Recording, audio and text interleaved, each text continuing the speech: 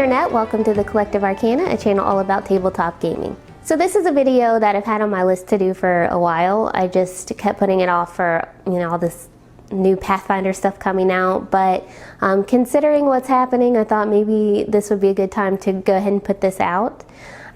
We have a map cam set up for our online game that we've been using for probably about a year and a half, going on 2 years. So this setup is not perfect, and I'm kind of hoping that this video is more of a starting point, a brainstorming place to kind of help everyone work together to figure out a better solution for this, for those of us moving our games online.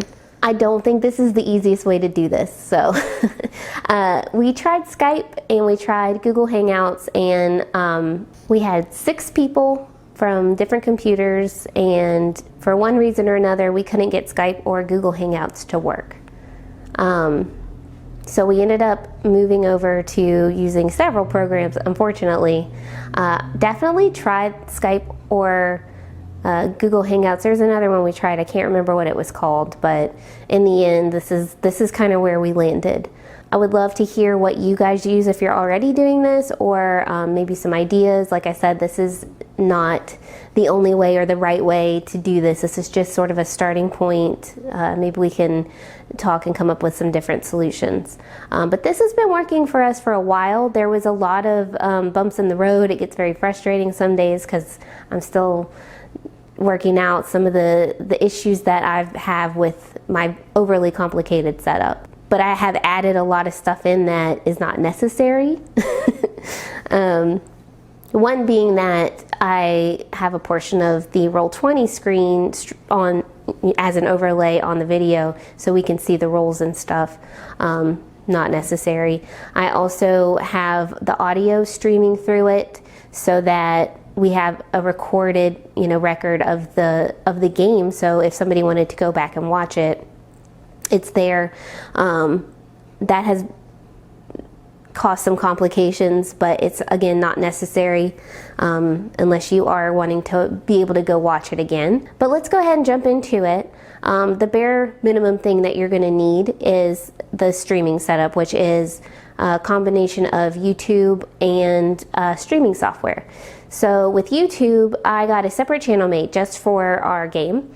This is because we don't want an audience for that. It's a private channel. We're not trying to get viewers. This is just for us, which is good because we get a little rowdy sometimes. And so it's kind of a separate thing that obviously we don't use this channel for. If you wanted to do this for viewers, that's awesome too. And the software that I'm going to talk about makes that really easy, but you will need to invest in some really nice equipment if you're going to do this as like an actual stream. And I'll kind of tell you about the challenges I've run in with that. So to begin with, the software I use is called Streamlabs OBS, and it's really intuitive. It's free. You can do really cool layouts. They have templates. It looks really good. It works for Twitch and YouTube, which I will say I haven't tried this on Twitch or anything like that. But I'm really impressed with this software. It actually does kind of a lot if you take your time and learn your way around. But at the bare minimum, I use it to stream in the video. Sometimes we have pictures, audio. I've done green screen with it, just because I'm a little extra sometimes. It does quite a bit. So the first challenge I ran into, especially with YouTube, is the camera. You can't use your phone until you have so many viewers, which I don't know if this is still true. Like I said, this has been a while since I even looked into it, but they won't let you stream from your cell phone unless you have a reputation, I guess. So that was my first issue because my phone has a really nice camera, to be honest. So I was really bummed about that. So the first camera I used was a webcam. The webcam was cheap, it worked, but there was no way to zoom with it. And that became a problem because minis are small. So we did use that for a little while, but it didn't look great just because we couldn't zoom. You can scoot it up all you want, but it has that bird's eye thing so that everything's zoomed out anyway. So if that's all you have, you can make it work. One thing we started to do is to put like a color ring on the mini so you can see it better. Just put like bright fluorescent colors so that the tokens stand out. But at what point does that defeat the purpose? Why not just use Roll20, right? If it's that hard to see. So the next thing I did was I had a regular handheld camera, and that's what I've been using.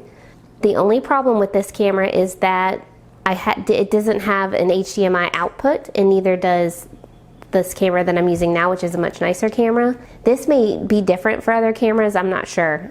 When I bought this camera, I didn't know what I would need it for this. So this handheld camera I have is actually kind of older, but it's working out great. At first I thought that it wasn't working out because it was kind of grainy, but I realized later that I just needed better lights, which definitely get the daylight bulbs, just even at, just a regular bulb, maybe a lamp without the shade on it. And if it's well lit, it'll look a lot better. However, I did have to buy a little adapter that was kind of expensive, to be honest, but it works great. That said, I think you could probably find a camera that doesn't need the adapter, but because it's an older camera, it's just what I have to use. I'll put a link in the description just to show you what that is. I'm not affiliated. I don't even have the Amazon thing anymore, so just for if you just want to look into it. It was pricey, but I use it every single Monday, so it was worth it in the long run, because this game is going to be streamed this way for years. So like I said, we're already going on 2 years, so you could stop there, but if you wanted to do the audio like we do, we use Discord. The Roll20 audio for us is just, it doesn't work for some people, and this has been the biggest challenge, like software working for half the party but not the other half. Discord seems to work for everybody. I also like that I can have Discord on my phone, and then I have Roll20 on my laptop, so I can get up and walk around or whatever. For an example, if somebody's getting murdered and I need to go get ice cream, I don't have to leave the game to go get ice cream. But what we do for the audio on the YouTube playback is I have an account set up for the channel through Discord, and then I put earphones into the computer, I mute the mic, and then I record the audio through the streaming software. So I go to extreme measures just to get the audio attached to this stream so that we can always look back if we want to.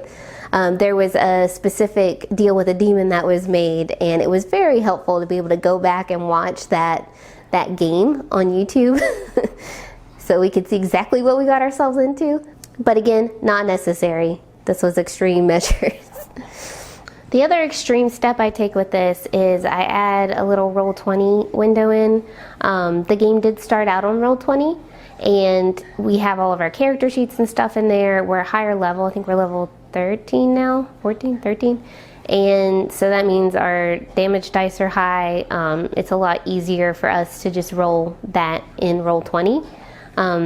I personally keep 2 screens open, but I wanted to go ahead and stream the Roll20 chat window just so we can see everyone's rolls without having to use 2 screens. And if we had a smaller party, I probably wouldn't bother with that. It does take up a lot of the screen.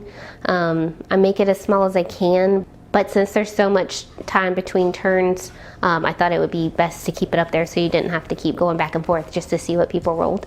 So you'll see in the pictures that I'm going to post and the video snips of our setup, we have a overly complicated setup, and it's because our TV is actually the computer.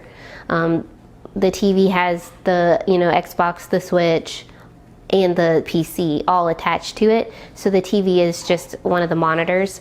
Then we pulled out a second monitor just so that the Roll20 is in one screen and the OBS Studio is in one screen. Again, you don't need 2 screens for this, but it's easier than switching back and forth, especially for the person doing the stream. Keep in mind that you can just do the YouTube stream. You don't need the Roll20 and the Discord and all that stuff.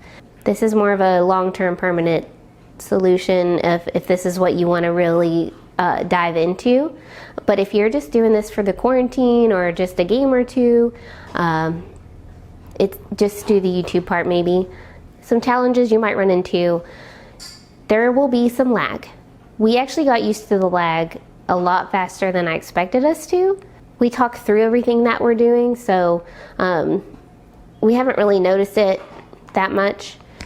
There is a setting in OBS that you can change where it says low latency, and that does help the lag a little bit, so try that. And the other issue that we ran into a few times was kind of knowing which direction to move things. There was one game in specific, I think it was like a dungeon crawl situation where it wasn't clear. Like you couldn't say, I go toward this big rock or something, because it all looked kind of the same. So we laid down like Sharpies of different colors and kind of made quadrants almost, like I want to move 30 feet, 25 feet toward the blue Sharpie, you know, that kind of thing. So, you know, we've got a little creative with it, and it's really worked out.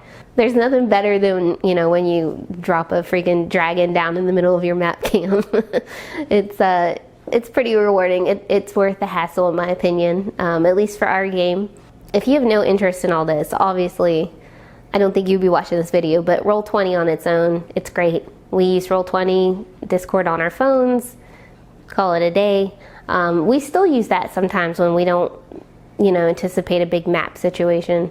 But sometimes we use the map when we don't need it. We had a game that we knew there wouldn't be really much of a fight, but there was a new character that I 3D printed a mini for just because she was so important.